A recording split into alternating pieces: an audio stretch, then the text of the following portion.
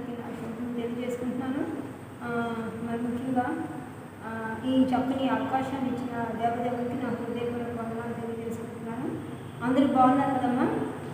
So అయితే ఈరోజు మనం వాక్యం చెప్పుకోకముందు చిన్న వాక్యాన్ని ప్రార్థన చేసుకుందాము. ప్రార్థనను మనం ప్రారంభించుకుందాం. స్తోత్రం స్తోత్రం స్తోత్రం మమ్మల్ని అతిమితంగా ప్రేమిస్తున్న మా పరలోకమందున మా తండ్రి మరి గడిచిన రాత్రంతా మీరు మాకు తోడు నడిపించిన విధానం బట్టి మీకు వేలాది వందనాలు లెక్కలేని స్థుతులు స్తోత్రాలు చెల్లించుకుంటున్నాం ప్రభావ. అదేవిధంగా ఈ తెల్లవారుజాము మన అందరినీ సజీవులు లెక్కలేని స్థుతులు స్తోత్రాలు చెల్లించుకుంటున్నాం ప్రభావ. తండ్రి మరి ముఖ్యంగా ఈరోజు జరగనున్న స్త్రీల సమాజ కూడిక అంతట్లో ఆది నుంచి అంతవరకు రికార్డింగ్ అంతలో ఆది నుంచి అంతవరకు మీరే తోడు నడిపించండి, మీరే ఆధిపత్యాన్ని వహించండి ప్రభావ. తండ్రి మరి ముఖ్యంగా మా బిడ్డలందరినీ మా సంఘ కుటుంబాలన్నింటినీ దీవించి ఆశీర్వదిస్తున్న విధానం బట్టి మీకు వేలాది వందనాలు లెక్కలేని స్థుతులు స్తోత్రాలు చెల్లించుకున్నాం తండ్రి. అదేవిధంగా వాక్యం వింటున్న మా సంఘస్థుల్ని మరి బయట వింటున్న వారందరినీ కూడా మరి దీవించి ఆశీర్వదించండి ప్రభావ. తండ్రి ఏ కుటుంబంలో అవసరం మాకైతే తెలియదు ప్రభావ. సమస్యలు ఎరిగిన వాడు వారి కుటుంబంలో ఉన్న సమస్యలన్నింటినీ ఏ స్నామంలో తీర్చండి, అవసరాలన్నింటినీ ఏ స్నామంలో తీర్చండి ప్రభావ. మీ సంపూర్ణ సమకూర్చండి ప్రభావ. అదేవిధంగా తండ్రి ఇప్పుడు రికార్డింగ్ జరుగుతున్నంతసేపు కూడా మీ కాపుదల భద్రతను అనుగ్రహించండి. ఆవరణ చుట్టూ మీ అగ్నికంచెను వేసించండి, మా చుట్టూ మీ అగ్నికంచెను వేసించండి, మీ రక్తంతో మమ్మల్ని ముద్రించండి ప్రభావ. తండ్రి మరి ముఖ్యంగా టెలికాస్ట్ మరి రికార్డింగ్ చేస్తున్నంతసేపు కూడా తండ్రి రవిని దీనికి ఆశీర్వదించండి. ఆ బిడ్డకి మంచి జ్ఞానాన్ని మంచి ఆరోగ్యాన్ని అనుగ్రహించండి. మరి రికార్డింగ్ చేసినప్పుడు ఎటువంటి ఇబ్బందులు ఎదురవకుండా మీ కాపుదల భద్రతను అనుగ్రహించండి. ఎటువంటి సైతాన్ శోధన ఎదురవకుండా మీ కాపుదల భద్రతను అనుగ్రహించండి ప్రభావ. ఎటువంటి కరెంట్ ఫ్లక్చువేషన్స్ లేకుండా ఉండేలా చేయండి ప్రభావ. చక్కగా రికార్డింగ్ జరిగేలా చేయండి. అదేవిధంగా నేను వాక్యం అంచండి, నాకు మీ ఆత్మీయ శక్తిని అనుగ్రహించండి. ఏడంత ఆత్మతో నన్ను ఎత్తుపట్టుకో ప్రభావ. తండ్రి మరి నాకైతే ఏమీ రాదు ప్రభావ. తండ్రి మరి నీవు నాకు జ్ఞానాన్ని నీ ఆత్మీయ అన్నింటినీ నాకు అనుగ్రహిస్తున్నందుకు నీకు లెక్కలేని స్థుతులు స్తోత్రాలు చెల్లించుకుంటున్నాం ప్రభావ. తండ్రి మరి ముఖ్యంగా వాక్యం మరి ఇక్కడ నిలబడింది నేనైనప్పటికీ నా నోటి ద్వారా నీవు మాట్లాడు ప్రభావ. అవును తండ్రి, నా నోటిని బలపరచని ప్రభావ. తండ్రి మా నోటి మాటలు నా హృదయ ధ్యానంలో నీకు అంగీకారంలో ఉండేలా చేయండి ప్రభావ. తండ్రి అదేవిధంగా మరి తండ్రి చెప్పబోయే వాక్యం బట్టి మేము అందరూ బలపడి ఆ వాక్యానికి అనుగుణంగా నడుచుకునే భాగ్యాన్ని బుద్ధిని జ్ఞానాన్ని నడిపి మాకు అందరికీ అనుగ్రహించండి ప్రభావ. తండ్రి మరి అదేవిధంగా తండ్రి వింటున్న ప్రతి ఒక్క బిడ్డలకి కూడా తండ్రి జ్ఞానాన్ని అనుగ్రహించండి. మరి ముఖ్యంగా వాక్యాన్ని విడిచిపెట్టు పాప వాక్యాన్ని వారి హృదయాలకు హత్తుకొని జీవించే బుద్ధిని నడిపింపును మరి ముఖ్యంగా అనుగ్రహించండి ప్రభావ. తండ్రి అదేవిధంగా మా సంఘస్థులందరూ కూడా విడబడిన గుంపులో ఉండకుండా ఎత్తబడే గుంపులో మరి మా సంఘస్థులందరూ ఉండేలా చేయండి. ప్రతి ఒక్క బిడ్డ కూడా రక్షణ పొందుకునేలా చేయండి ప్రభావ. అవును తండ్రి. తండ్రి అదేవిధంగా తండ్రి ఈ ఆవరణ చుట్టూ మీ అగ్నికంచెను వేసించమని మరి ఒకసారి వాక్యం అంతట్లో మీరు తోడు నడిపించమని చిన్న ప్రార్థించమని ఏ నామం పేరిట అగ్నిగా వేడుకుంటున్నాం తండ్రి.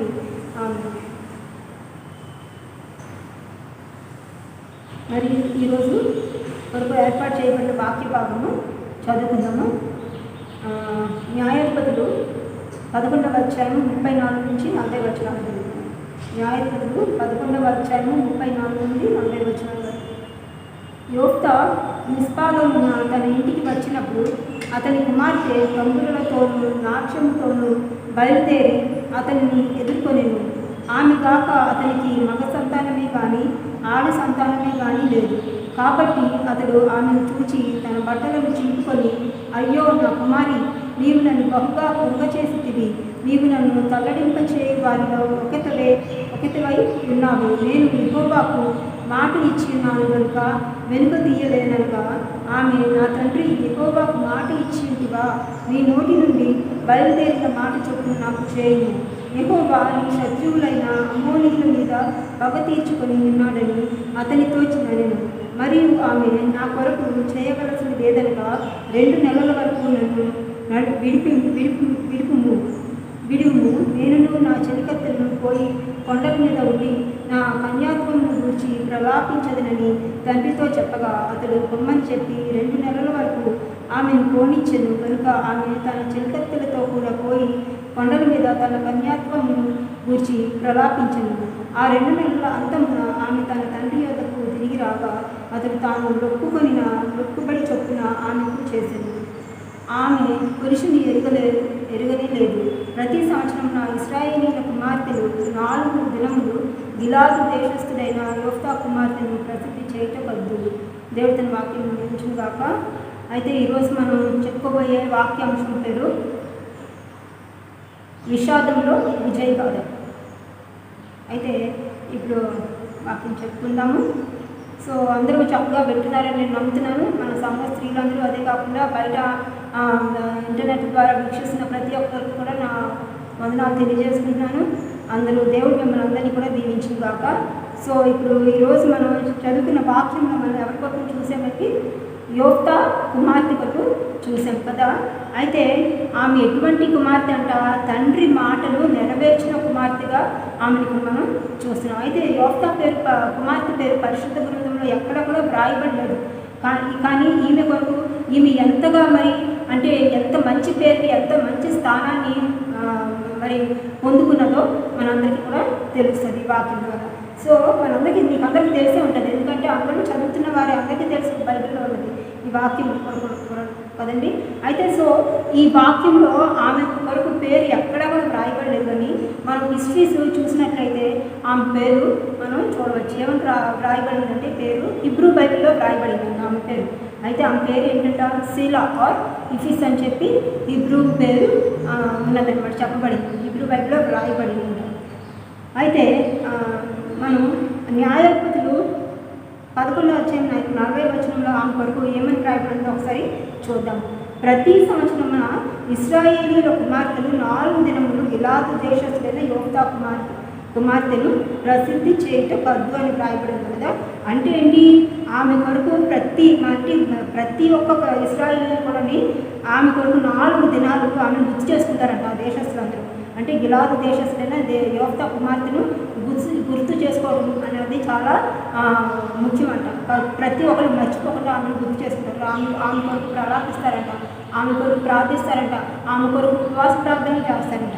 చూసారా ఎంత గొప్ప స్థానాన్ని ఆమె అందరి హృదయాల్లో పొందుతుంటాయి, ఇశ్రాయేలీయుల అందరి హృదయాల్లో కదా. అయితే ఇంతకీ ఆ యోఫ్తా ఎవరంట, గిలాదు దేశస్థులంట. ఇతడు ఒక పరాక్రమశాలి, బలాఢ్యుడు అని కూడా పేరు అనమాట.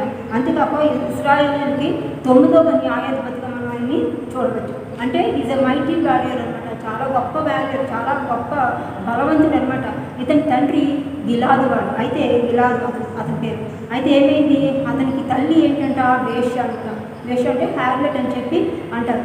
వేశ్య కనుక ఆమె దానివల్ల ఏం చేశారంటే తన అన్నదమ్ములందరూ కూడా తనకి అంటే ఆ స్వాస్థ్యంలో వాళ్ళకి రాబోయే స్వాస్థ్యంలో భాగం ఇవ్వాల్సి వస్తుందని చెప్పి, అంటే వేశ్య పుట్టిన కుమారుడు అని చెప్పి భాగం ఎక్కడ ఇవ్వాల్సి వస్తుందని చెప్పి వాళ్ళందరూ ఏం చేశారంటే అన్నదమ్ములందరూ కూడా అతన్ని తరిమివేశారు, ఇంట్లో నుంచి వెళ్ళగొట్టారంట. అప్పుడు అతను ఎక్కడికి వెళ్ళిపోయాడంట, టోబియా అనే దేశంకి వెళ్ళిపోయాడంట, పారిపోయాడు అనమాట. అక్కడికి వెళ్ళి దేశంకి వెళ్ళి అక్కడే జీవించడం మొదలుపెట్టాడు. సో టోబ్ అన్న దేశంకి టోబ్ పేరుకి మీనింగ్ ఏంటంట, ఫలవంతము అని అర్థం వస్తుంది. నిజంగానే అక్కడికి వెళ్ళిన తర్వాత చాలా ఫలాలు పొందుతున్నాడు, చాలా అభివృద్ధి చెందాడు కదండి. అయితే ఇంగ్లీష్ బైబిల్లో టోబ్ అన్న మాటకి మీనింగ్ ఏమని చూస్తున్నామంటే గుడ్ అని వ్రాయబడింది, గుడ్ అని వ్రాయబడింది. అంటే మరి యోఫ్తా ఎటువంటి వాడంటే అక్కడ అంటే ఎదిరించేవాడు. నిజంగానే న్యాయాధిపతిగా అతను జీవించాడు కదండి. న్యాయాధిపతిగా అతనికి స్థానం పొందుకున్నాడు, దక్కించుకున్నాడు. కనుక అతను ఎదిరించేవాడుగా, జడ్జి చేసేవాడుగా అతను మనం కూడా చూడవచ్చు కదా. అయితే ఇంగ్లీష్ బైబిల్లో అతని పేరు ఏమంటే జెఫ్తా అని వ్రాయబడింది. సో జెఫ్తా అంటే మీనింగ్ ఏంటంటే జెహోవా విల్ ఓపెన్ అని చెప్పి అంటున్నారు. అంతేకాకుండా జడ్జిషిప్ అని కూడా వ్రాయబడింది. అయితే యోఫ్తా కుమార్తె అక్కడే జన్మించి ఉంటుందని చెప్పి మనం గ్రహించుకోవచ్చు.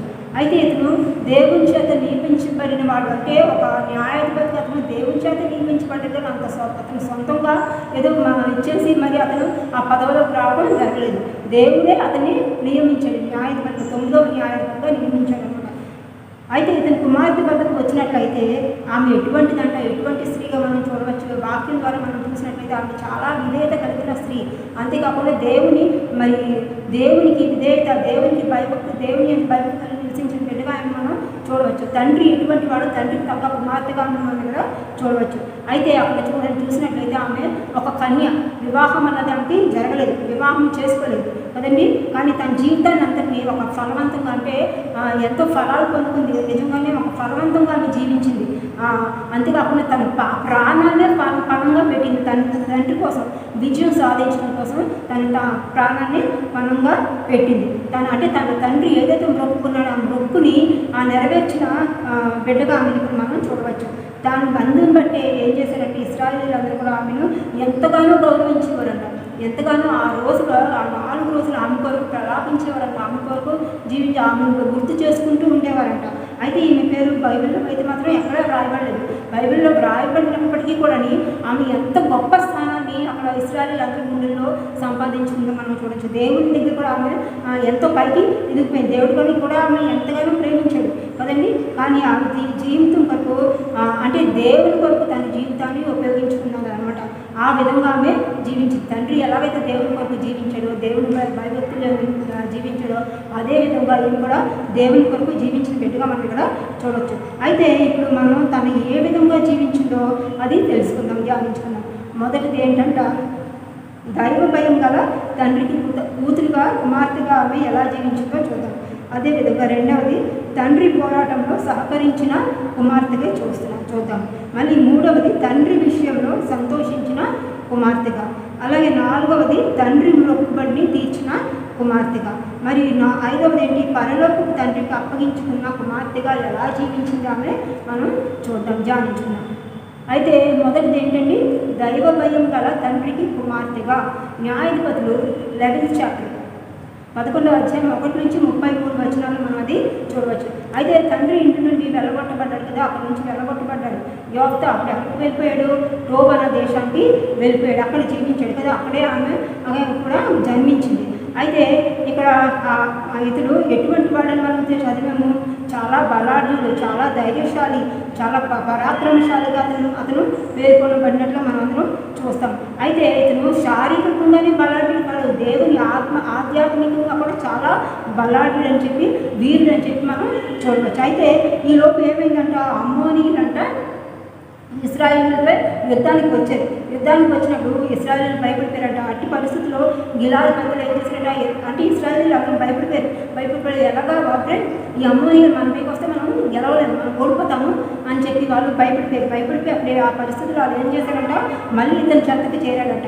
అంటే అతని సహాయం పడడం వచ్చేది, ఎందుకంటే వాళ్ళు ఎవరు బలాఢ్యులు లేరనమాట అప్పుడు. అందుకనేసి ఇతనైతేనే బలాఢ్యుడు, చాలా శూరుడు, చాలా ధైర్యవంతుడు, ధైర్యశాలి, అతనైతే పోరాటం చేయగలడని చెప్పి వాళ్ళు ఏం చేశారంట, ఇతని యొద్దకు వచ్చారు. అంటే వాళ్ళ శక్తి చాలదనమాట. అందుకనేసి అట్టి పరిస్థితుల్లో గిలాదు పెద్దలు అతను ఏం చేశారంట, అమ్మోనీయులతో యుద్ధం చేయడం చాలా కష్టం, మనకి ఆ శక్తి చాలదని చెప్పి భయపడి ఏం చేశారు, అప్పుడు అమ్మోనీయులందరూ కూడా ఎంతో ధైర్యంగా యుద్ధం చేయగలిగిన వాడు ఒకడున్నాడు, అది యోఫ్తా ఒకడే అని చెప్పి వాళ్ళు గ్రహించుకొని ఏమంటున్నారు, అతన్ని అడగడానికి వచ్చారంట. నువ్వు మాకు సాయంకి రా, నువ్వు మాకు తోడుకు రా, మా తరపున నువ్వు ఇశ్రాయేలు తరపున నువ్వు యుద్ధానికి రా అని చెప్పి అడగడానికి వచ్చారనమాట. అప్పుడు అతను ఏమన్నాడు చూసారు, ఏమని ప్రవర్తించాడని చూడొచ్చు. మీకు కష్టం వచ్చినప్పుడు, శ్రమ వచ్చినప్పుడు నా అవసరం మీకు పడిందా, ఇలాంటప్పుడు నేను మీకు కనిపించాను అని చెప్పి అడిగాడు అనమాట. అంటే న్యాయాధిపతులు 11వ అధ్యాయం 9వ వచనంలో మనం చూసినట్లయితే అప్పుడు ఏమని రాయబడింది, న్యాయాధిపతులు 11:9లో ఏమని రాయబడింది ఒకసారి చూద్దాము. అందుకు యోఫ్తా అమ్మోనీయులతో యుద్ధము చేయటకు మీరు నన్ను గిలాదుకు తిరిగి తీసుకొని పోయిన మీదట యెహోవా వారిని నా చేతికి అప్పగించిన ఎలా నేనే మీకు ప్రధానుని నందునా అని చెప్పి ప్రశ్నించాడంట. చూసారా, అంటే తన బలం యెహోవా అంటే అంతేకాకుండా అంటే అడిగాడు అనమాట. అంటే నేను వస్తే మరి నన్ను ప్రధానం చేస్తారా మీరు అని చెప్పి వాళ్ళని ప్రశ్నించాడు. అంటే ఏంటి అప్పుడు అతను మళ్ళీ అంతేకాకుండా వాళ్ళకి ఏం చెప్పాడంట, ఒకవేళ రా నేను అది చేసినా కూడా ఆ బలం అంతా యెహోవా చేత వచ్చిన బలమే కానీ నా సొంత బలం కాదని చెప్పి అతను ఖచ్చితంగా చెప్పాడంట వాళ్ళతోటి. అయితే దీన్ని బట్టి మనం గ్రహించుకోవాల్సింది ఏంటి, యోఫ్తా దేవునిలో బలవంతుడు అని చెప్పి మనం గ్రహించుకోవాలి.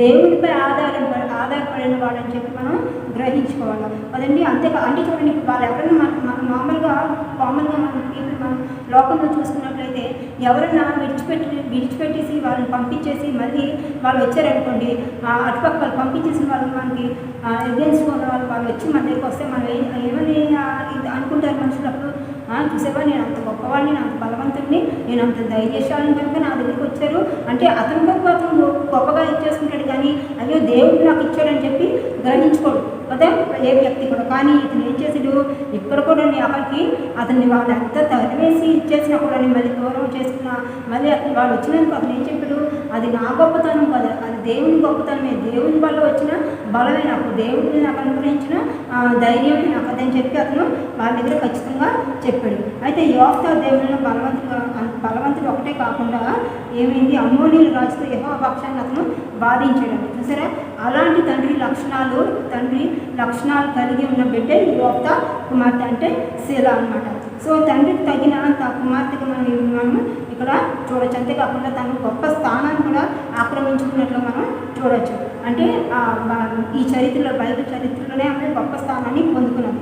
అయితే యవ్వన కుమార్తెలకు మంచి మాదిరిగా కూడా ఆమె జీవించిందంట. చూడండి, చెప్పుకోవచ్చు మనం. అంటే షీఈ్ ఎ రోల్ మోడల్ అనమాట for each and every young girl అనమాట, కుమార్తెకు అదండి. తనలాంటి విశ్వాస జీవితం కలిగి ఉండాలి, ప్రతి ఒక్క బిడ్డ కూడా కలిగి ఉండాలని మనం అందరూ ఆశిద్దాం. అంతేకాకుండా మన బిడ్డలు ఆ విధంగా జీవించాలని మనం అందరూ కూడా నేర్పిద్దాము. అంటే ఫలభరితంగా జీవించే వాళ్ళగా మన బిడ్డలు మన ఎవరి బిడ్డలు మనం నేర్పిద్దాము.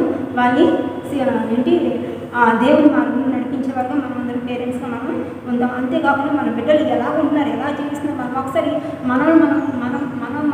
మన బిడ్డల్ని పరీక్షించుకుంటాము.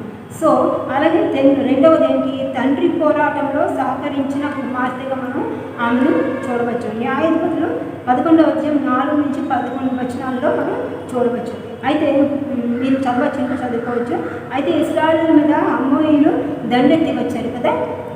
దండెత్తి వచ్చినప్పుడు అమ్మోనీయులు వాళ్ళు కూడా చాలా బలవంతులే అనమాట. అందుకే ఇశ్రాయేలీయులు భయపడ్డారు అక్కడ వాళ్ళతో ఫైటింగ్ చేయడానికి, యుద్ధం చేయడానికి. సో వాళ్ళు కూడా బలవంతులు అయ్యి ఉండొచ్చు.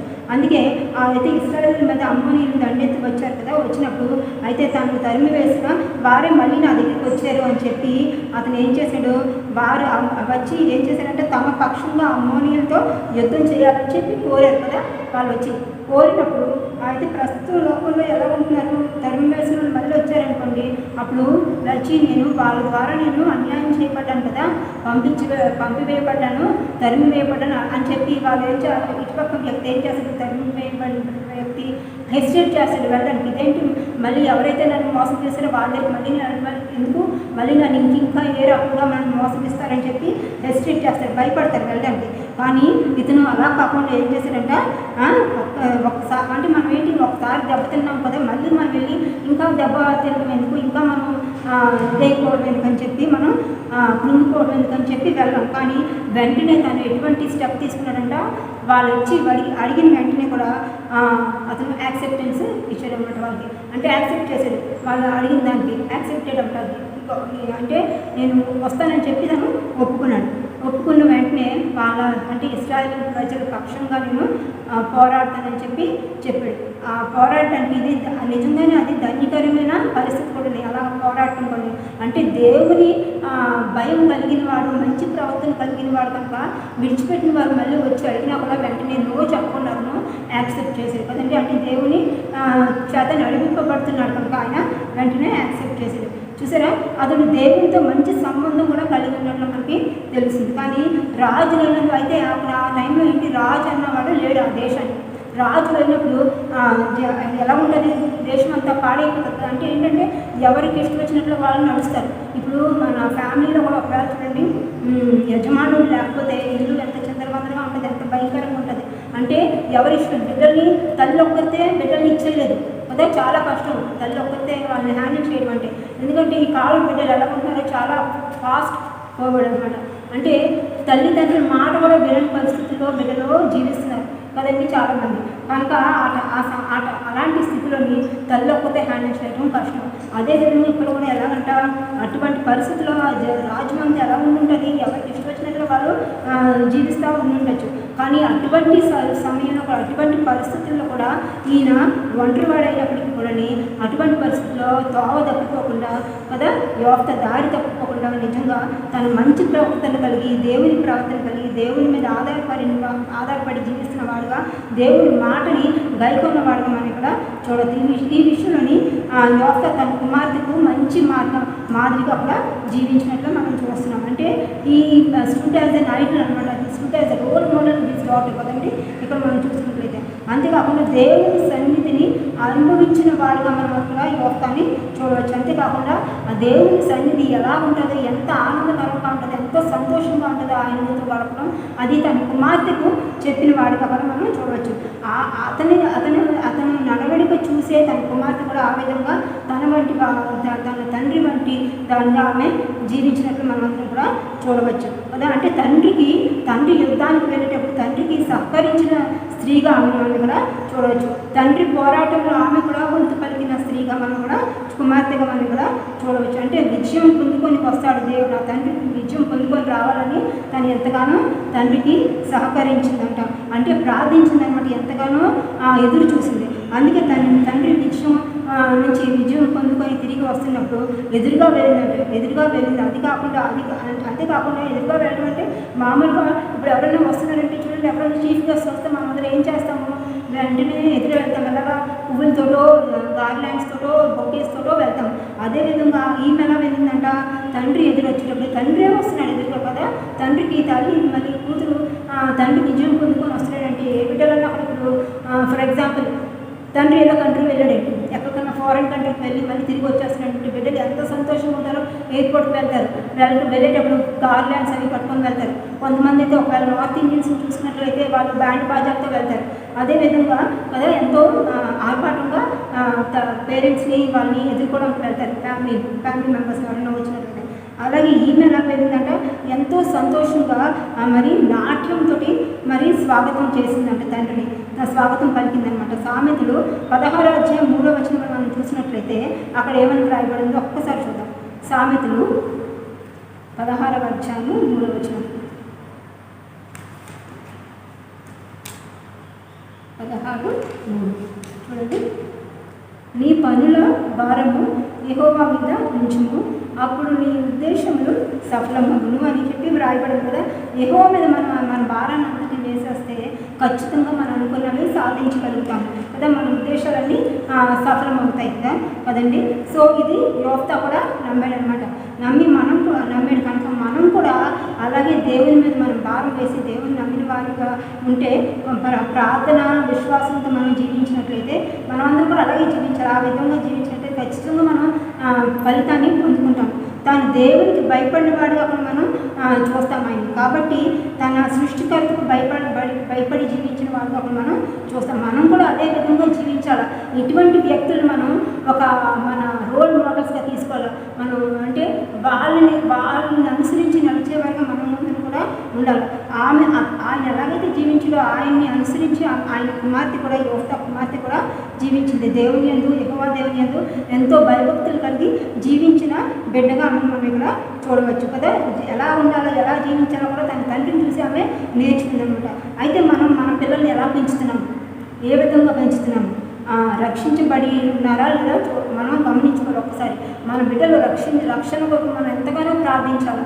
రాత్రి పగలు ప్రార్థిస్తూ ఉండాలి. ఎందుకంటే లోకం చాలా భయంకరంగా ఉంది, పాడైపోతుంది, పాపం ఎక్కువ నిండిపోతుంది కదండి.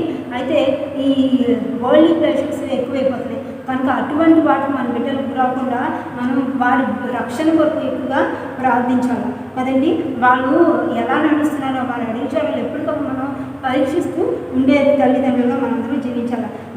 అయితే అక్కడ ఎలా జరుగుతుందంటే మనం నడిచే విధానంలోనే మన బిడ్డలు కూడా ఎప్పుడు నడుస్తారు కదండి. బయట వాళ్ళు ఎవరినో చూసి నడవరు, ముందు తల్లిదండ్రులు ఎలా నడుస్తున్నారు, ఎలా జీవిస్తున్నారో దాన్ని చూసి బిడ్డలు కూడా నేర్చుకుంటారు, అన్వయించుకుంటారు. సో మనం ఎప్పుడైతే పరిశుద్ధంగా జీవిస్తాం, ఎప్పుడైతే మనం దేవునికి మహిమకరంగా జీవిస్తాం, ఎప్పుడైతే దేవునికి నమ్మకంగా జీవిస్తాం, ఎప్పుడైతే దేవుని భయభక్తులు కలిగి నివసిస్తామో ఆ విధంగా మన బిడ్డలు కూడా మనల్ని చూసి ఫాలో అవుతారు. సో మనం అలా జీవితం, మన బిడ్డలు కూడా అలా నడిచేలా మనం ప్రార్థిద్దాం. సో అలాగే మూడో విషయం ఏంటి, తండ్రి విషయంలో సంతోషించిన కుమార్తె. న్యాయాధిపతులు 11వ అధ్యాయము 34వ వచనంలో చూడవచ్చు కదండి. చదువుతాం ఒకసారి. 11వ అధ్యాయము 34వ వచనం. యోఫ్తా మిస్పాలో ఉన్న తన ఇంటికి వచ్చినప్పుడు అతని కుమార్తె తంబురలతోనూ నాట్యముతోనూ బయలుదేరి అతనిని ఎదుర్కొనిను. ఆమె కాక అతనికి మగ సంతానమే కానీ ఆడ సంతానమే కానీ లేదు. అయితే ఏంటి చూసుకున్నట్లయితే యోఫ్తాకంట బిడ్డలు ఉన్న వాళ్ళకి లేరు, ఈమె తప్ప ఈమె ఒక్కగాని ఒక కుమార్తె అనమాట. అంటే దాన్ని బట్టి చూడండి, ఒక్కగాని ఒక కుమార్తె అంటే ఎంత గారాభంగా పెంచుకుంటారు కదండి నిజంగానే. అంటే వాళ్ళకి ఏ కష్టం రాకుండా చూసుకుంటారు, ఏ తల్లిదండ్రులైనా కూడా ఎటువంటి బాధ వాళ్ళు పడకూడదు. అయితే తల్లిదండ్రులు ఎన్ని బాధలు పడినా ఎన్ని కష్టాలు ఎదుర్కొన్నా కూడా బిడ్డ మాత్రం సంతోషంగా ఉంటారు, సుఖంగా జీవించాలి, ఎటువంటి కష్టాలు తనకు గురవకూడదని చెప్పి ఏ తల్లిదండ్రులైనా చూసుకుంటారు. అదేవిధంగా యోఫ్తా కూడా తను ఎంతో గారాభంగా ఎంతో ప్రేమగా పెంచుకుంటుంటారు కదా ఆమెను. తను బిడ్డ ఎటువంటి శోధనకి గురవకూడదు, చాలా సంతోషంగా నా బిడ్డ జీవించాలని ఆ విధంగా కూడా యోఫ్తా కూడా తన కుమార్తెని పెంచుకొని ఉంటుంటారు. అయితే ఈమె తప్ప ఇంకా బిడ్డలు ఎవరు అతనికి లేరు, మగ బిడ్డనా ఆడబిడ్డని ఎవరైనా కూడా ఒక్కతే. సో అయితే యోఫ్తా యెహోవా దేవుని సహాయంతో అమ్మోనీయులను జయించి ఇంటికి వస్తున్నప్పుడంట తండ్రిని ఆమె ఏ విధంగా ఎదుర్కొన్నదంట, సంతోషగానాలతో, నాట్యాలతో, సితారాలతో, మరి వాయిద్యాలతో ఆమె ఎదుర్కొన్నదంట. తండ్రిని ఎదుర్కోవడానికి వెళ్ళింది, స్వాగతం పలకడానికి వెళ్ళింది. అంటే విజయశాలిగా వస్తున్న తండ్రి కొరకు ఆమె ఎదురు చూస్తున్న కుమార్తెగా మనం అందరం కూడా చూడవచ్చు కదండి. అంటే మన పరలోక తండ్రి కుమార్తెలమైన మనం అందరం కూడా ఎలా ఉండాలంట, ఆమె కొరకు అంటే ఆయన కొరకు అంటే ప్రభువు రాకడ కొరకు ఎదురు చూస్తే వారిగా మనందరం కూడా జీవించాలంట. ఆ విధంగా మనం జీవించాలి కదండి. అయితే మనం ఎలా ఉంటున్నాం, ఏ విధంగా మనం జీవిస్తున్నాం, మనల్ని మనం ఒకసారి గమనించుకోవాలా, పరీక్షించుకోవాలా. మనకు అయితే ఈ కాలంలో చూసినట్లయితే మనకు జన్మనిచ్చిన తల్లిదండ్రులే చాలామంది ఏం చేస్తున్నారు, విడిచిపెట్టేస్తున్నారు. ఎలాగంట వీటిలో అనాథాశ్రమాలు అంటారు, లేకపోతే ఇటువంటి ఓల్డ్ ఏజ్ హోమ్స్లో పంపేస్తున్నారు కదండి. అంటే ఇంట్లో వాళ్ళకి తల్లిదండ్రులు అడ్డుగా ఉంటున్నారు, అందుకే ఎక్కడెక్కడికో పెట్టేస్తున్నారు. అంత భయంకరమైన స్థితిలో లోపల ఉన్నారు కదండి. అంటే ఈ తల్లిదండ్రి ఎంతో కష్టపడి కష్టార్జితంతో బిడ్డలు పెంచుకొస్తారు. వాళ్ళు ఎన్ని బాధలు పడినా ఎన్ని కష్టాలు అనుభవించినా బిడ్డలు మాత్రం ఎటువంటి కష్టానికి గురి కాకూడదని చెప్పి వారు తినకపోయిన బిడ్డలకి కడుపునిండా పెడతారు తల్లిదండ్రులు కదండి. ఎంత క్రూరమైన పేరెంట్స్ కొంతమంది ఉంటారు భయంకరమైన అంటే లోకంలో అందరితో ఎలా ఉన్నా బిడ్డలు ఎంతో ప్రేమగా చూసుకున్న పేరెంట్స్ ఉంటారు. అటువంటి వారు అలాంటి అంటే పేరెంట్స్ పిల్లలు ఎలా ఉంటున్నారంటే ఎంత మంచి పేరెంట్ అయినా ఒక తల్లిదండ్రులు ఎంత ప్రేమ కలిగిన వారైనా కూడా ఈనాడు బిడ్డలు ఏం చేస్తున్నారు, పెద్ద అయిన తర్వాత ముసలైపోయిన తర్వాత తల్లిదండ్రులను విడిచిపెట్టేస్తున్నారు. లేకపోతే ఏం చేస్తున్నారు, వంతుల వారీగా పిల్లలు ఎంతమంది ఉన్నారో వాళ్ళకి అంతమంది కూడా వంతుల వారీగా కొంతకాలం నీ దగ్గర అయితే కొంతకాలం నీ దగ్గర అని చెప్పి కాంట్రాక్ట్ బేసిస్లో తల్లిదండ్రులని పంచుకుంటున్నారు కదండి. అంతేకాకుండా తండ్రి కొంతకాలం ఒదిగినైతే తల్లి కొంతకాలం ఒదిగిన ఆ విధంగా తల్లిదండ్రులను వేరు చేసేస్తున్నారు, లేకపోతే తల్లిదండ్రులను విడిచిపెట్టేస్తారు. అలాగా కాంట్రాక్ట్ బేసిస్లో తల్లిదండ్రులని పంచుకుంటున్నట్లు మనం చూడవచ్చు. కానీ ఇక్కడ ఈమె ఎంత ఇదిగా తండ్రి విషయంలో ఎంతగానో సంతోషించింది. మనం కూడా ఆమెలాగా మనం కూడా తల్లిదండ్రులు ఎందుకు సంతోషించే వారిగా ఉండాలి, మరి తల్లిదండ్రులు మనం చూసి సంతోషించే విధంగా మనందరం జీవించాలన్నమాట. అయితే అటువంటిది మనల్ని సృష్టించిన దేవుని కొరకు మనం అందరం కూడా ఎదురు చూస్తే వారిగా ఉంటున్నామో లేదో ఒకసారి మనం పరీక్షించుకున్నాం. మనం కూడా మన పితరులైన అబ్రహాం లాగా పునాదులు గల పట్టణం కొరకు ఎదురు చూడాలి కదండి. అయితే హెబ్రీ పత్రిక 13వ అధ్యాయం 14వ వచనం చదివితే అక్కడ ఏమైనా రాయబడిందంట, నిలువరమైన పట్టణమై మనకి ఇక్కడ లేదు కానీ ఉండబోచున్న దాని కోసము ఎదురు చూస్తున్నామని చెప్పి పరిశుద్ధులైన పౌలు రాస్తున్నాడు కదండి. అలాగే మత్తయి సువార్త 25వ అధ్యాయం 6వ వచనంలో చూసినట్లయితే అక్కడ ఏమైనా రాయబడింది, పరలోకపు పెండ్లి కుమారునిగా రానయ్యున్న యేసుక్రీస్తు ప్రభువును ఎదుర్కొనకపోయే బుద్ధిగల కన్యకలుగా మనము ఉండాలి అని రాయబడింది. అంటే మనకి దాన్ని బట్టి చూడండి, మనం ఎలా ఉండాలంట, బుద్ధిగల కన్యకలుగా ఉండాలి, కానీ బుద్ధి లేని కన్యకలుగా మనం ఉండకూడదు, జీవించకూడదు. ఆయన కొరకు ఎదురు చూసేవారుగా మనం ఉండాలి, పెళ్లి కుమారుని కొరకు ఎదురు చూసేవారుగా ఉండాలి. కానీ మనం వెడబడే వారుగా పాతాళానికి తోయబడిన వారుగా మనం ఎవరు కూడా జీవించకూడదు. చాలా జాగ్రత్తగా జీవించాలి మనందరం. ఆయన బిడ్డలుగా మనం జీవించాలా. అంతేకాకుండా మన తల్లిదండ్రులు ఎలా నడుస్తున్నా వారిని గమనించి మనం మంచి చెడు చూసుకొని మంచి విధంగా జీవించే వాళ్ళు మన తల్లి మనకు మంచి నేర్చుకోవాలి. అంతేకాకుండా కొంతమంది తల్లిదండ్రులు చెడ్డవారు అయి ఉంటారు, కానీ ఆ తల్లిదండ్రులు చెడ్డవారు అయినప్పుడు బిడ్డలు మాత్రం మంచి మార్గంలో నడుచుకోవాలని వారు ఎంతో ఆశపడతారు. అదేవిధంగా ప్రతి బిడ్డ కూడా ఏంటంటే దేవుని భయం కలిగి మంచి నడవడిక కలిగి జీవించే వాళ్ళు మనం ఉండాలి. ఈమెను చూసి ఈమె తండ్రిని చూసి వారి వల్ల మనం కూడా జీవించేవారుగా మనం ఉంటాం. అంతేకాకుండా మన బిడ్డలు ఆ విధంగా నడిచేవారుగా, ఆ విధంగా జీవించేవారుగా, అంటే తల్లి తండ్రి అని వారిని అంటే విషయంలో సంతోషించిన బిడ్డలుగా మనలో జీవించాలి కదండి. సో అలాగే 4వది తండ్రి మ్రొక్కుబడిని తీర్చిన కుమార్తెగా మనం చూడవచ్చు. న్యాయాధిపతులు 11th చాప్టర్ 39th verse ఒకసారి చదువుతాము. 11th చాప్టర్ 11వ అధ్యాయము 39వ వచనము చదువుతాము. ఆ 2 నెలల అంతమున ఆమె తన తండ్రి యొద్దకు తిరిగి రాగా అతడు తాను మొక్కుబడి చొప్పున ఆమెకు చేసెను అని రాయబడింది. సో ఇక్కడ యోఫ్తా ఏమని మొక్కుకున్నాడంట? తాను జయించి వస్తే తన ఇంటి నుండి మొట్టమొదటిగా ఏదైతే బయటకు ఆయనకి ఎదురుగా వస్తుందో దాన్ని అర్పణగా ఇస్తానని మొక్కుకున్నాడంట. సో ఇది మనం 11th చాప్టర్ 11వ అధ్యాయం 31వ వచనంలో మనం చూడవచ్చు. అక్కడ ఏమైనా రాయబడింది చూడండి, చూద్దాము. నేను అమ్మోనీయుల యొద్ద నుండి క్షేమంగా తిరిగి వచ్చినప్పుడు నన్ను ఎదుర్కొంటకు నా ఇంటి ద్వారం నుండి బయలుదేరి వచ్చినదేదో అది యెహోవాకు ప్రతిష్ఠితమగును మరియు దహన బలిగా దాన్ని నడిపించదను అని చెప్పి వాక్యంలో రాయబడింది కదండి. చూసారా? అయితే తను ఎదుర్కొనడానికి వచ్చిన అయితే అక్కడ ఎవరు వస్తే ఏదో వస్తే దాన్ని నేను ప్రతిష్ఠిస్తాను, దేవుని ప్రతిష్ఠిస్తాను. దానికి దహన బలిగా ఆ వస్తువు మనిషి వారిని దహన బలిగా నేను దాన్ని అర్పిస్తానని చెప్పి ఆయన మొక్కుకున్నాడు. సో అతను తలంచి ఉన్నాడు కదండి. అయితే నన్ను ఎదుర్కోవడానికి నా పనివారో లేకపోతే సైనికులో లేకపోతే ఏ చెలికత్తులో ఎవరో వస్తారనుకుంటున్నారు, లేకపోతే ఏ జంతువులో ముందు తీసుకొని వస్తారని చెప్పి అనుకోని ఉంటాడు. అది నేను మేకలో గొర్రెలో దేనికి తీసుకొస్తాడు. కానీ ఇక్కడ ఏం జరిగిందంట? ఆయన ప్రియతమైన కుమార్తె, అంటే ఆయన ఎక్కువగా ప్రేమించిన కుమార్తె, ఆయన ఒక్కగానే ఒక కుమార్తె, గారాపంగా పెంచుకున్న కుమార్తె ఏమైందంట?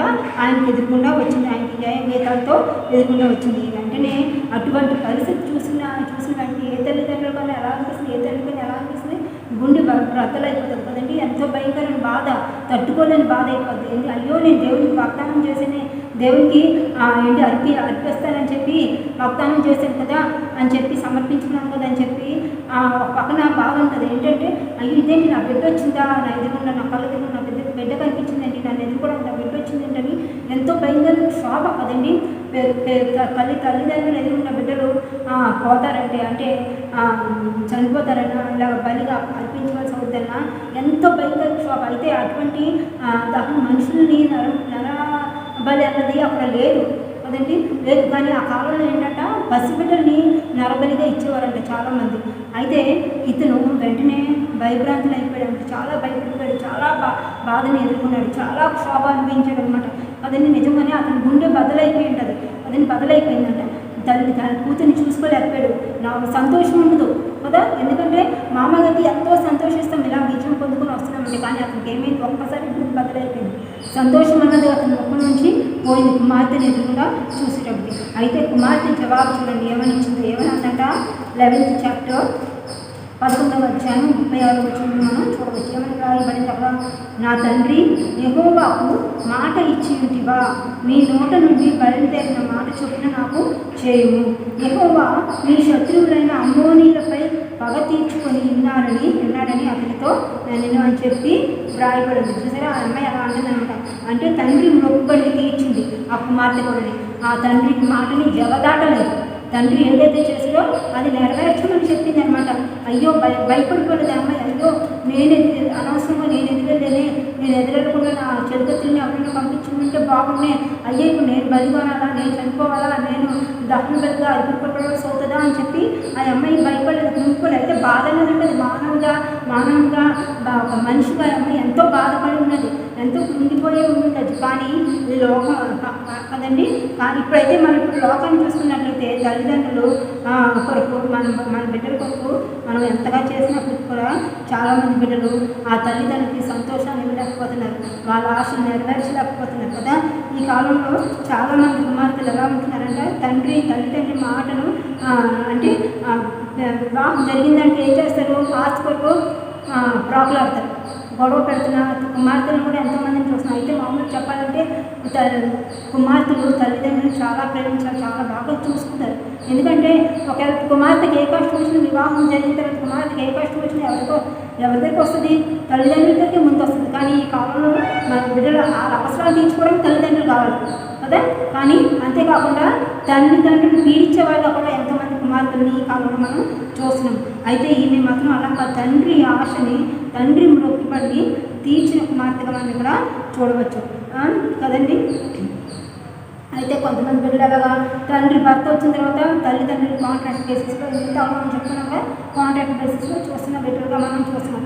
కానీ ఒకవేళ ఇక్కడ చూడండి, ఆమె ఒకవేళ అంగీకరించిపోయినట్లయితే తండ్రి ఏమవుతాడు అంటే, ఇప్పుడు చూడండి, తండ్రి ఆ బిడ్డ ఎదురొచ్చింది, తండ్రి అనుకున్న దాన్ని చెయ్యాలి, నెరవేర్చాలి, ఖచ్చితంగా దేవునికి అతను చేయవలసింది చెయ్యాలి. ఒకవేళ ఆ అమ్మాయి ఒప్పుకోకపోయి ఉంటుంది, అతను ఏమైపోతుందంట, దేవుని దగ్గర అపనమ్మకస్తుడు అయిపోయి ఉంటుంది. కనుక ఆ అమ్మాయి తన తండ్రి అపనమ్మకస్తుడుగా ఉండకూడదు యెహోవా దగ్గర అని చెప్పి ఏం చేసింది? తండ్రి మాటను జవదాటలేదు. తండ్రి అనుకున్న మొక్కుబడిని తీర్చిన కుమార్తెగా మనం ఇక్కడ ఆమెను చూడవచ్చు కదండి. ఇక్కడ మనం ఇక్కడ వాక్యం కూడా చూస్తుంది. నిర్గమకాండంలో 20 అధ్యాయము 12వ వచనం ఏమని రాయబడింది? నీ తండ్రిని నీ తల్లిని సన్మానించము అని ఉంది కదా. కనుక మనం అందరూ ఎలా ఉండాలి? తల్లిదండ్రులను సన్మానించే వారు ఉంటారు, కానీ తల్లిదండ్రుల్ని అవమానపరిచే రీతిగా మనం ఎప్పుడు కూడా జీవించకూడదు. వారికి ఎలా ఉండాలంటే, మనం కిరీటాలుగా నిలబడే వాళ్ళుగా మనం జీవించాలి, వారికి సంతోషదాయకంగా మనం జీవించాలి. కానీ వాళ్ళని బాధపరిచే రీతిగా, వారికి అవమానం తెచ్చే రీతిగా మనం ఎప్పుడు కూడా జీవించకూడదు. అయితే అర్పణ అనేది ఏంటి? బలవంతం మీద చేయడానికి వీలు కాదు, కానీ స్వచ్ఛందంగా చేసేదే అర్పణ అన్నది. అయితే యెఫ్తా కుమార్తె ఏంటి చేసింది? అక్కడ తన ఇష్టపూర్వకంగానే అర్పించుకుంది, తను దేవునికి అర్పించుకుంది. ఈ కాలంలో ఎంతమంది కుమార్తెలు అనుకుంటున్నారంటే, చనిపోమని కాదు నా ఉద్దేశం, ఎంతమంది కుమార్తెలు వాళ్ళ తల్లిదండ్రులు ఆ మాటని జవదాటకుండా ఉంటున్నారు. వాళ్ళ తల్లిదండ్రులు అనుకున్న వాటిని ఎంతమంది చేస్తున్నారు? మనం ఒకసారి పరీక్షించుకుందాం. అలాగే 5వది ఏంటి? పరలోక తండ్రికి అప్పగించుకున్న కుమార్తెగా మనం ఇక్కడ ఆమెను చూడొచ్చు. 11th చాప్టర్ 39th వర్స్ అనమాట. అలాగే న్యాయాధిపతులు 11:28-40 వచనాలు మనం ఇది చూడొచ్చు. అయితే ఆమె కనుక తన చెలికత్తులతో కూడా పోయి, అంటే అప్పుడు ఏం చేసిందంటే, ఆమె వెంటనే తన చెలికత్తులతో కలిపి ఆమె అడిగిందంట, తండ్రి నాకు టైం కావాలా, నేను వెళ్ళి 2 నెలలు దేవుని ధ్యానంలో అంటే దేవుని సన్నిధిలో నేను జీవిస్తానని చెప్పి షిలోహు దగ్గరికి, షిలోహు ఉన్న మందిరానికి వెళ్ళిపోయింది. అక్కడ ఆమె అంటే తన జీవితకాలం అంతా అక్కడ సేవ చేయాలనుకుంది. ఎందుకంటే ఆమె దేవునికి నాజీరుగా చేయబడింది, ప్రతిష్ఠించబడింది కదండి. సో ఆమె చేసిందంట, తను మొక్కుబడి చొప్పున ఆమె చేసిందంట. తండ్రి మొక్కుబడి చొప్పున ఏం చేసింది? ఆమె మనం మామూలుగా చూసినట్లయితే ఆమె కన్య కదా, పురుషుని ఎరగనిదిగా మనం ఇక్కడ చూస్తాం. ఏ పురుషుని కూడా తనకి ఎవరు కూడా తెలియదు, అటువంటి స్త్రీగా మనం అక్కడ ఆమెను చూడవచ్చు. అయితే యెఫ్తా మొక్కుబడి చూడండి ఏమని చేసేదో 11th చాప్టర్ 31st వర్స్లో కదా ఏమని రాయబడింది? నా ఇంటి ద్వారం నుండి బయలుదేరి వచ్చినదేదో యెహోవాకు ప్రతిష్ఠిత మగును, లేదా దహన బలిగా దాన్ని అర్పించదును అని చెప్పి వ్రాయబడింది కదా. అదే 40వ వచనంలో 40వ వచనంలో ప్రకారంగా చూస్తే యెఫ్తా కుమార్తె ఏంటంటే వివాహం చేసుకోలేదని చెప్పి మనం ఇక్కడ చూడవచ్చు. అంటే అనగా ఏంటి? ఆమె యెహోవాకు నాజీరు చేయబడింది, ప్రతిష్ఠింపబడింది అనమాట దాని అర్థం. అయితే అలాంటి వారంటే ప్రత్యేకంగా జీవిస్తారంటే, ఇప్పుడు కొన్ని దేవుని మందిరంలో జీవిస్తారు. మనం ఇప్పుడు చూస్తాం, లోకంలో చూసినట్టు కొంతమంది అలాగే ఆలయాల్లో చూస్తాం కదండి. అయితే వాళ్ళని ప్రతిష్ఠిస్తారు కొంతమంది స్త్రీలు. వాళ్ళకి కేవలం వాళ్ళ దేవుని కొరకే జీవిస్తారు, అదే వాళ్ళ పెళ్ళిళ్ళు చేసుకోరు, పెళ్ళిళ్ళు చేయరు వాళ్ళకి.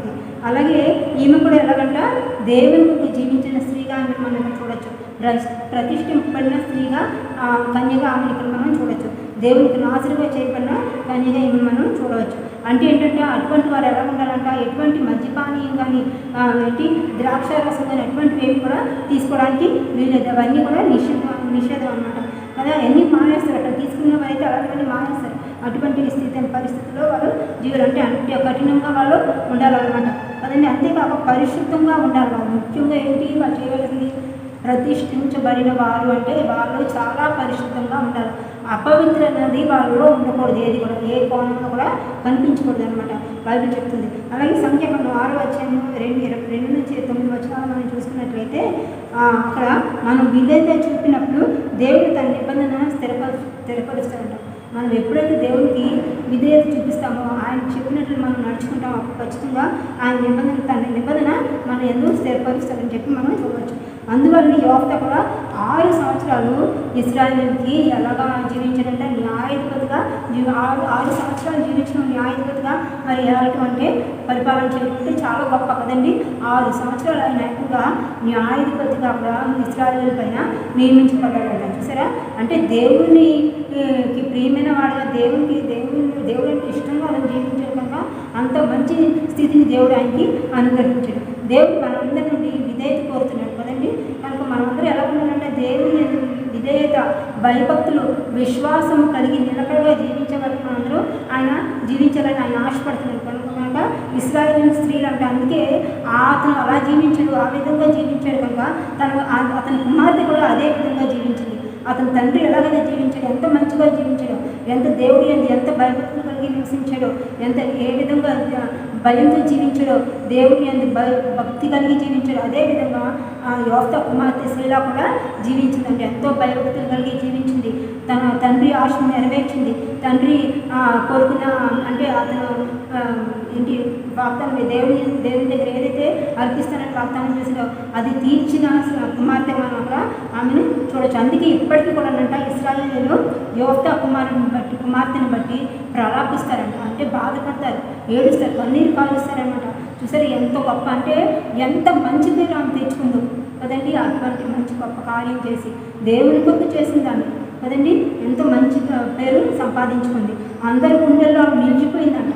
ఆ విధంగా ఆమె తీర్చిదిద్దబడింది అనమాట.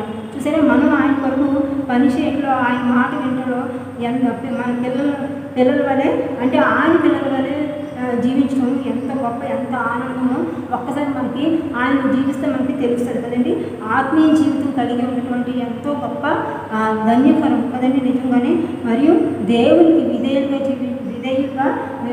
విధేయురాలుగా మనం జీవించడం చాలా మంచిది. మనమే ఎన్నో ఆశీర్వాదాలు పొందుకుంటాం కనుక మనందరూ గ్రహించుకోవాలి, మనం ఎలా జీవిస్తున్నాము, ఏ విధంగా జీవిస్తున్నామో ఒక్కసారి మనం పరీక్షించుకుందాం. రోమా అధ్యాయం పత్రిక 12వ అధ్యాయం 1వ వచనంలో చూస్తే పరిశుద్ధుడైన పౌలు ఏమనంటున్నాడో ఒకసారి చదువుదామండి. రోమా 12వ అధ్యాయము 1వ వచనం ఒకసారి చూద్దాము.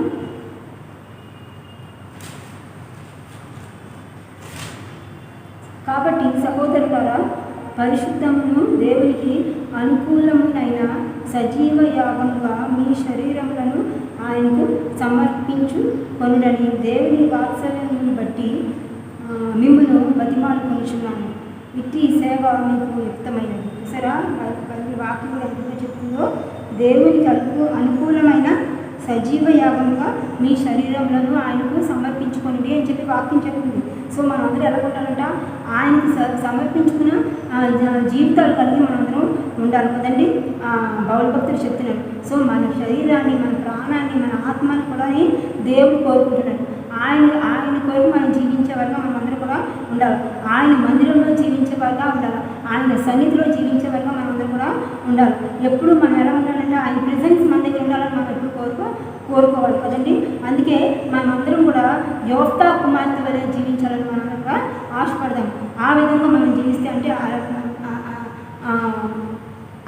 మన జీవితాన్ని మనం దేవునికి అర్పించుకునే వారుగా మనమందరం కూడా జీవితం ప్రత్యేకించబడిన వారుగా, ప్రతిష్ఠించబడిన వారుగా మనం కూడా జీవించడానికి సిద్ధపడదాము. సో దీన్ని బట్టి మనం నేర్చుకోవాల్సింది ఏంటంటే దైవ భయం కలిగి జీవించాలి. మనం అందరం కూడా ముఖ్యంగా మొట్టమొదటిగా దైవ భయం కలిగి జీవించాలి. మళ్ళీ ప్రార్థనా జీవితం కలిగి జీవించాలి. ప్రార్థన అయితే జీవితం లేదు, అసలు శూన్యమే కదండి.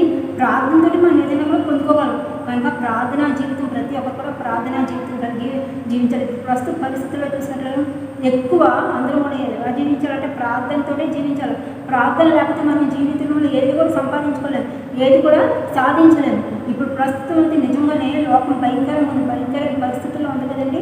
ఏంటి పాపంతో నిండిపోయింది కనుకే ఎంత భయంకరమైన ఉగ్రత, దేవుని ఉగ్రత ఈ భూమి మీద ఉన్నదో చూడండి. రాను ఇంకా భయంకరమైన కష్టాలు శ్రమలు ఎదుర్కోవాల్సి వస్తుంది కనుక మనం చాలా జాగ్రత్తగా ఉండాలి. ప్రార్థనలో బలంగా జీవించాలి. ఎప్పుడు సమయం దొరికితే అప్పుడు ప్రార్థించే వారిగా మనం అందరం కూడా ఉండాలి. సో ప్రార్థన జీవితం కలిగి ఉండాలి. మనం అందరం ఉపవాసం చేసేవారిగా మనం అందరం ఉండాలి. అంటే ఉపవాసం చేయడం అంటే ఏదో మనం నూనె రాసేసుకొని జిడ్డు కలిగి మరి ఏదో అంత కోల్పోయిన వారుగా అంత పోగొట్టుకున్న వారుగా ఉండటం కాదు. చక్కగా దేవుని వెలుగు మన ముఖంలో కనిపించే వారిగా మనం అందరం ఉండాలన్నమాట. అలా అంతేకాకుండా ఎక్కువ పక్షాన పనిచేసేవారుగా మనందరం జీవించాలి. విజయశాలి యేసుకు స్వాగతం పలికేవారుగా మనం అందరం ఉండాలి. యేసు రాకడ సమయంలో మనందరూ ఎలా ఉండాలి? ఆయన ఎదుర్కొనే వారుగా ఉండాలి. ఆయనకి రాకడకి మనందరూ కూడా ఆయన సంతోషంగా ఎదుర్కొనేవారుగా ఉండాలి. యేసుకు విధేయత చూపేవారుగా మనందరం జీవించాలి. మనకి జన్మనిచ్చిన ముఖ్యంగా అంతేకాకుండా జన్మనిచ్చిన తల్లిదండ్రుల్ని సన్మానించేవారుగా మనందరం ఉండాలి కదండి. సో అలాగే సృష్టికర్త అయిన మన దేవునికి మనం దేవుని కొరకు జీవించేవారుగా మనం అందరం ఉన్నాము. ఈ చిన్న వాక్యం దేవుడికి దీవించుకుందామా? మేము ప్రార్థన చేసుకుందాము. స్తోత్రం మమ్మల్ని అతినిగా ప్రేమిస్తున్న మా పరలోకమందున మా తండ్రి మరి ఇంతవరకు వాక్యం అంతట్లో మీరు మాకు తోడు నడిపించిన విధానం బట్టి మీకు వేలాది వందనాలు స్తోత్రాలు నేర్చుకుంటున్నాము ప్రభా. ఎక్కడైతే నేను నామం పేరట ఇద్దరు ముగ్గురు కూడి ఉన్నారో వారి మధ్య ఉంటానని మీరు సెలవిచ్చున్నారు ప్రభా. అదేవిధంగా మీరు మా మధ్య నుండి మరి మా పరాధనాలు తీస్తున్నారని మేము నమ్ముచున్నాం ప్రభా. తండ్రి మరి ముఖ్యంగా ఇంతవరకు చెప్పుకున్న వాక్యంలో మీరు ఉన్నారు ప్రభా. మీరు నడిపించారు ప్రభా. నీకు వందనాలు. ఎంతో చక్కని వాక్యం ప్రభా. అనుకున్నది నేను ప్రిపేర్ అయ్యింది ఒకటైతే ఇంకో వాక్యం అని చెప్పాల్సి వచ్చి మరి తండ్రి అది ప్రేరేపింపబడ్డాను ప్రభా. నిజమే ప్రభా. నీకు లెక్కలేని స్తోత్రాలు. నిజంగా ఈ దినాల్లో మేము యోక్త కుమార్తె వల్ల మేము అందరూ కూడా జీవించాలి ప్రభా. అవును తండ్రి. సెలా వల్ల మేము అందరూ జీవించే వరకు మాకు అందరికీ నేర్పించండి ప్రభా. అర్పణ జీవితం కలిగి తండ్రిని గౌరవించేవారుగా, తల్లిదండ్రుల మాటల్ని పాటించేవారుగా, దేవుని కొరకు జీవించేవారుగా మాకందరికీ నేర్పించండి. మా బిడ్డలు కూడా అలా పెంచగలిగే స్థితి మాకు నేర్పించండి ప్రభా. అవును తండ్రి. దేవా నీకు ఇష్టలుగా నీకు ప్రియులుగా మేము జీవించేలాగా మాకందరికీ నేర్పించండి ప్రభా. తండ్రి అలాగే వాక్యం విన్న ప్రతి ఒక్క బిడ్డని పేరు పేరున దీవించి ఆశీర్వదించండి. ముఖ్యంగా తండ్రి ఈ సమయంలో మరి ఇజ్రాయెల్ దేశం కొరకు ప్రార్థిస్తున్న ఇజ్రాయెల్ దేశాన్ని నీ చేతుల్లోకి సమర్పించుకుంటున్నాను ప్రభా. అదేవిధంగా అమెరికా దేశాన్ని నీ చేతుల్లో సమర్పిస్తున్నాను ప్రభా. మరి అక్కడ ఎలక్షన్స్లో మీరు నడిపించండి ప్రభా.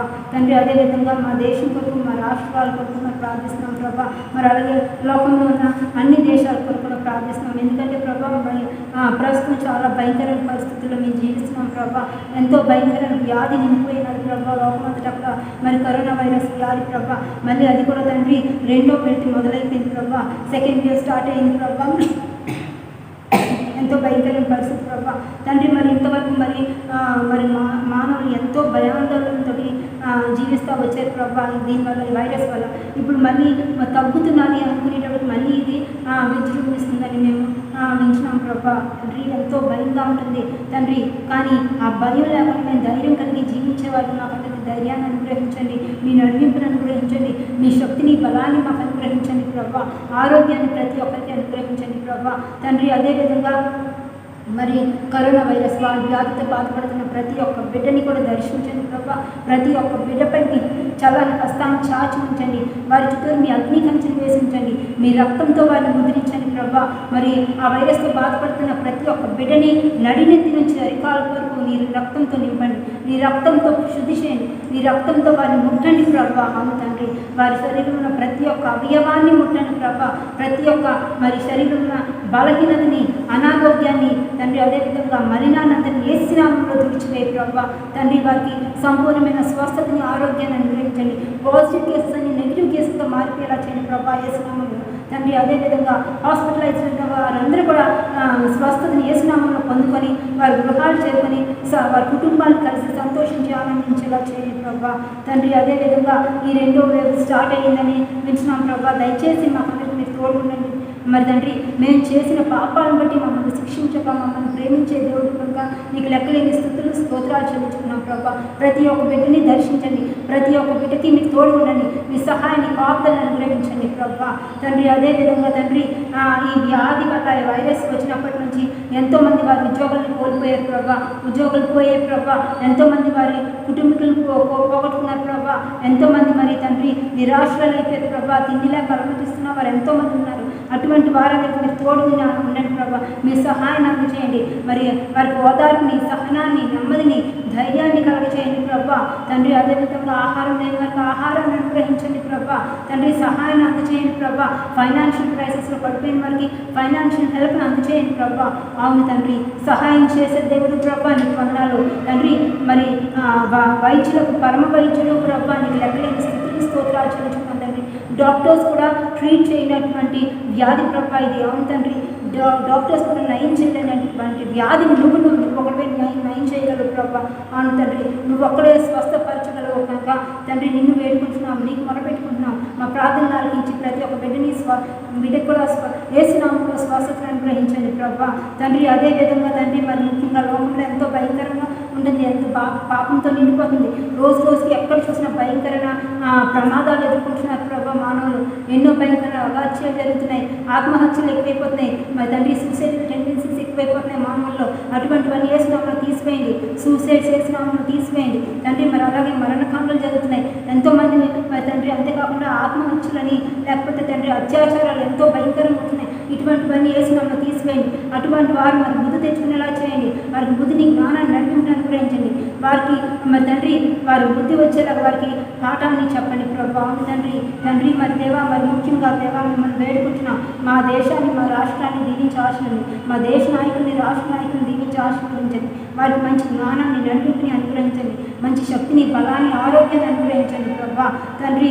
అదేవిధంగా మరి మా సంఘం కొరకు ప్రార్థిస్తున్నాం ప్రభా. మా సంఘంలో ఉన్న ప్రతి కుటుంబాన్ని పేరు పేరున దీవించి ఆశీర్వదించండి ప్రభా. అనారోగ్యంతో ఉన్న వారందరినీ మీ గాయపడ కర్మంతో పుట్టి సంపూర్ణమైన స్వస్థతని, ఆరోగ్యాన్ని అనుగ్రహించండి. పేరు పేరున ప్రతి ఒక్క బిడ్డని మీ చేతిలో సమర్పించుకున్నాం. ప్రతి ఒక్క బిడ్డకి ఆరోగ్యాన్ని అనుగ్రహించండి. ప్రతి ఒక్క బిడ్డని మీ గాయపడ కర్మంతో ముట్టండి ప్రభా. యేసునామములో వారికి స్వస్థతను అనుగ్రహించండి. అదేవిధంగా మా సంఘంలో ఉన్న ప్రతి ఒక్క వృద్ధుని కూడా దీవించి ఆశీర్వదించండి ప్రభా. వృద్ధాప్య దీవెన వారికి అనుగ్రహించండి ప్రభా. వారికి తోడును అనుగ్రహించండి, ధైర్యాన్ని అనుగ్రహించండి, ఆరోగ్యాన్ని అనుగ్రహించండి ప్రభా తండ్రి. అదేవిధంగా మరి దేవా వివాహాల కొరకు ఎదురు చూసిన బిడ్డల కొరకు ప్రార్థిస్తున్నాం. వారందరికీ సరైన సమయంలో వివాహాలు జరిగేలా చేయండి. ఉద్యోగుల కొరకు ఎదురు చూసిన వారి కొరకు ప్రార్థిస్తున్నాం ప్రభా. వారి క్వాలిఫికేషన్ తగ్గ వారి ఉద్యోగాలను అనుగ్రహించండి ప్రభా యేసునామములో. అదేవిధంగా తండ్రి బిడ్డల కొరకు ఎదురు చూసిన బిడ్డలు వారు ఎంతోమంది ఉంటారు. వారికి సరైన సమయంలో వారి గర్భాన్ని యేసునామములో ముట్టండి. యేసునామములో వారి గర్భాన్ని తెరవండి ప్రభా. యేసునామములో వారి గర్భఫలాన్ని అనుగ్రహించండి. వారి కుటుంబాలు యేసునామములో సంతోషాన్ని అనుగ్రహించండి ప్రభా తండ్రి. అదేవిధంగా తండ్రి మరి తండ్రి పసిబిడ్డల కొరకు, బాలికల కొరకు ప్రార్థిస్తున్న వారందరినీ ముట్టి దీవించి వారికి ఆశీర్వదించే వారికి ఆరోగ్యాన్ని అనుగ్రహించండి ప్రభా, క్షేమాన్ని అనుగ్రహించండి ప్రభా. అదేవిధంగా మరి మా సంఘంలో జరుగుతున్న ప్రతి ఒక్క కార్యక్రమంలో మీరు నడిపించండి. మరి స్త్రీల సమాజం వారిని, మరి సండే స్కూల్ వారిని, యవనస్తుల్ని అందరినీ దీవించి ఆశీర్వదించండి ప్రభా తండ్రి. అదేవిధంగా యథావిధిగా మళ్ళీ ఆలయాలు పూర్తిగా ఓపెన్ చేయబడి మరి తండ్రి ప్రతి ఆరాధన కూడా ఆలయంలో జరిగే మరి భాగ్యాన్ని మాకు అనుగ్రహించమని వేడుకుంటున్నాం ప్రభా. త్వరలో స్థితిని చూడగలిగి బాగా అది అనుగ్రహించమని వేడుకుంటూ ప్రార్థిస్తున్నాం ప్రభా తండ్రి. అదేవిధంగా ఆదివారాల సమయంలో మరి ఆరాధన జరిపించుకునే భాగ్యాన్ని మీరు మాకు అనుగ్రహించినందుకు మీకు లెక్కలేని స్థితులు స్తోత్రాలు చెల్లించుకుంటున్నాం ప్రభా తండ్రి. అదేవిధంగా మరి మా బిడ్డలందరి కొరకు ప్రార్థిస్తున్నాం ప్రభా. మా చిన్న బిడ్డల కొరకు, పసిబిడ్డల కొరకు, మా యవనస్తుల కొరకు ప్రార్థిస్తున్నాం. వారందరినీ మీ చేతుల్లో సమర్పించుకున్నాం ప్రభా. వారందరూ కూడా యోక్త కుమార్తెల వల్ల వారందరూ జీవించేలా చేయండి, నేర్పించండి ప్రభా తండ్రి. ఆ విధంగా మరి తండ్రి మరి పెంచే బుద్ధిని, జ్ఞానాన్ని మాకు తల్లిదండ్రులుగా మాకు అనుగ్రహించండి ప్రభా తండ్రి. మంచి మార్గంలో నడిచే బిడ్డలుగా మా బిడ్డలందరినీ తీర్చిదిద్దండి ప్రభా. నీకు ప్రియమైన వారుగా మా బిడ్డలందరూ జీవించేలాగా వారందరికీ నడిపించండి, నేర్పించండి ప్రభా తండ్రి. తీర్చిదిద్దండి ప్రభా తండ్రి. అదేవిధంగా ప్రతి ఒక్క బిడ్డ నీ చేతులకు సమర్పిస్తున్నారు. వారందరినీ దీవించండి. వారికి మరి ముఖ్యంగా బిడ్డలు చదువుకునేగా చదువు మీద శ్రద్ధను అనుగ్రహించండి. లాక్డౌన్ వల్ల బిడ్డలకి ఎటువంటి బలహీనతలు కానీ బద్ధకాలు కానీ రాకుండా మీకు కాపుదల భద్రతను అనుగ్రహించండి. ప్రతి ఒక్క బిడ్డకి, మా బిడ్డలందరికీ క్షేమాన్ని అనుగ్రహిస్తున్నందుకు మీకు లెక్కలేని స్థితులు స్తోత్రాలు చెల్లించుకున్నాం ప్రభా. మీ చల్లని హస్తాన్ని మా బిడ్డలందరిపై చాచి ఉంచండి. మీరు ఎక్కడ చోట మా బిడ్డలందరినీ భద్రపరచండి ప్రభా. ఎటువంటి సైతాను శోధనకి కానీ ఎటువంటి సాతాను ప్రవర్తనలు కానీ వారు గురవకుండా తండ్రి మీకు ప్రియమైన వారిగా నీ బిడ్డలుగా వాళ్ళందరూ జీవించేలా చేయండి ప్రభా. నేర్పించండి, నడిపించండి ప్రభా. వారిని తీర్చిదిద్దండి ప్రభా. తండ్రి అలా పెంచగలిగే స్థితిని మాకు నేర్పించండి ప్రభా. తండ్రి మరి ముఖ్యంగా బిడ్డలకి మంచి ఆరోగ్యాన్ని అనుగ్రహించి మరి చదువుల్లో ముందుండేలా చేయండి ప్రభా. మంచి చదువులు వారికి మంచి ఫ్యూచర్ని అనుగ్రహించండి ప్రభా. తండ్రి మరి మా బిడ్డలందరూ మంచి బిడ్డలుగా నీకు మరి మహిమ ఘనత ప్రభావం తెచ్చే బిడ్డలుగా మా బిడ్డలందరూ ఉండేలా చేయండి ప్రభా. తండ్రి అదేవిధంగా దూరదేశాల్లో ఉండి ఉద్యోగాల కొరకు వెళ్ళిన వారి కుటుంబాన్ని మరి దూరదేశంలో చదువుకున్న వారిని దీవించి ఆశీర్వదించండి ప్రభా. వారికి అక్కడ ఎటువంటి ఇబ్బందులకి కానీ ఎటువంటి అనారోగ్యాలకి గురవకుండా మీ కాపుదల భద్రతను అనుగ్రహించండి ప్రభా. తండ్రి అదేవిధంగా మరి ఫౌండర్ గారి కొరకు ప్రార్థిస్తున్నాము. ఆయనకు ఆరోగ్యాన్ని అనుగ్రహించండి, ఆయన ముట్టండి, స్వస్థపరచండి, ఆయన పరిచర్యలో మీ తోడుని నడిపించండి ప్రభా. అలాగే మా సంఘ పెద్దల్ని, సంఘ నాయకుల కుటుంబాలందరినీ దీవించి ఆశీర్వదించండి తండ్రి. అదేవిధంగా మరి ఏ కుటుంబంలో ఏ అవసరం ఉందో మరి మాకైతే తెలియదు ప్రభా. సమస్తం ఎరిగిన వాడు కనుక వారి అవసరతలను మీ సమృద్ధిలో చేసినప్పుడు సమకూర్చండి ప్రభా. వారికి మరి తండ్రి సంతోషాన్ని అనుగ్రహించండి ప్రభా. తండ్రి మా సంఘస్థులందరూ కూడా తండ్రి నీ కొరకు జీవించే వరకు మమ్మల్ని అందరినీ తీర్చిదిద్దండి ప్రభా. అంతేకాదు ప్రభా, మరి విడవబడే వారిగా కాకుండా మరి తండ్రి దేవా మా సంఘం అంతా కూడా ఎత్తబడే గుంపులో ఒకటిగా ఉండేలా చేయండి ప్రభా. ఐక్యతను అనుగ్రహించండి. మా సంఘస్థులందరూ కూడా ఎక్కువగా మరి నీలో జీవించే వరకు మమ్మల్ని అందరినీ దీవించండి. ప్రార్థించేవారుగా ప్రార్థించే పిల్లలుగా మమ్మల్ని అందరినీ తీర్చిదిద్దండి ప్రభా. తండ్రి స్త్రీలందరినీ దీవించండి తండ్రి. అదేవిధంగా మిమ్మల్ని వేడుకుంటున్నాం ప్రభా. మరి దేవా మరి ముఖ్యంగా శామ్ కొరకు ప్రార్థిస్తున్నాం ప్రభా. బిడ్డ కొరకు ఎంతగానో ప్రార్థించాను ప్రభా, నిజంగానే ప్రభా. కానీ మా కన్నా నువ్వు ఎక్కువగా బిడ్డను ప్రేమించావు ప్రభా. అవును తండ్రి, ఆ బిడ్డకి రక్షణ అనుభవం అనుగ్రహించడానికి నీకు లెక్కలే స్థుతులు స్తోత్రాలు చెల్లించుకుంటున్నాం ప్రభా. తండ్రి శ్యామ కుటుంబాలందరికీ కూడా ఓదారును అనుగ్రహించండి, ధైర్యాన్ని అనుగ్రహించండి, క్షేమాన్ని అనుగ్రహించండి, నెమ్మదిని అనుగ్రహించండి. మగ దిక్కున్నది లేకుండా అయిపోయింది ప్రభా. కానీ ఆ ఇంటికి యజమానులు నువ్వే ఉండిన వారిని నడిపించండి. ఆంటీని సుజిని క్షేమంగా ఉంచండి. మరి ముఖ్యంగా సుజి క్షేమంగా మరి రాజమండ్రి చేరుకునేలా చేయండి ప్రభా. ఆ బిడ్డ చిక్రీలన్నింటిలో మీరు తోడుకుని నడిపించండి. శాంతి మీరు తోడుకుని తండ్రి. అవును తండ్రి, నీ ఎంతో బిడ్డ నిద్రించిన ప్రభా. నీవు ఎక్కువగా ప్రేమించే వరకు ఆ బిడ్డ నీవు తీసేసుకున్న ప్రభా, నీ దగ్గర ఉంచుకోవడానికి ప్రభా. అవును తండ్రి, నీకు లెక్కలేని స్థుతులు స్తోత్రాలు. ఆ బిడ్డకి ఇచ్చిన రక్షణ బట్టి నీకు లెక్కలేని స్థుతులు స్తోత్రాలు. ఎంతో భయంకరమైన బాధ ప్రభా. ఎందుకంటే మానవులు ఆ బిడ్డ ఎదుగొచ్చిన బిడ్డ తండ్రి, ఎంతో చక్కని జీవితం, ఎంతో మంచివాడు ప్రభా. కానీ మాటని నన్ను ప్రేమించు. అందరూ మనల్ని పొందుకున్నాడు ప్రభా, అందరూ దీనిని పొందుకున్నాడు. ఆ బిడ్డ తెప్పించుకొని తండ్రి. ఆ బిడ్డ చనిపోయినా కూడా ఆ బిడ్డ కొడుకు ఎంతోమంది బాధపడ్డారు ప్రభా. ఎంతోమంది ఆ బిడ్డను ప్రేమించారు ప్రభా. తండ్రి ఎంతోమంది ఆ బిడ్డను చూడడానికి వస్తున్నారు. అటువంటి స్థితిని ఆ బిడ్డకు అనుగ్రహించినందుకు లెక్కలే స్థుతులు స్తోత్రాలు చెల్లించుకుంటాం ప్రభా. ప్రతి ఒక్క కుటుంబాన్ని కూడా మరి తండ్రి కుటుంబానికి ఓదార్పు అనుగ్రహించండి, నెమ్మదిని అనుగ్రహించండి ప్రభా. తండ్రి అదేవిధంగా మరి మా సంఘం కొరకు ప్రార్థిస్తున్న ప్రతి ఒక్క సంఘాన్ని కుటుంబీకులను కూడా దీవించి ఆశీర్వదించండి. పెఫ్కాక్ సంఘం మరి మాకు ఎంతగానో ప్రార్థిస్తున్న ప్రభా. ప్రతి ఒక్క ప్రార్థనలో నేను కుటుంబంలో వారు నాకు మమ్మల్ని గుర్తు చేసుకుంటున్నారు ప్రభా. ఆ కుటుంబాలన్నింటినీ కూడా దీవించి ఆశీర్వదించండి.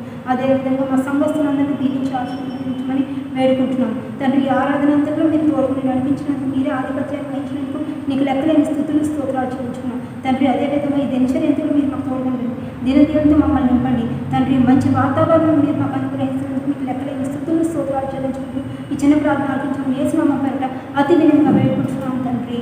ఆమేన్.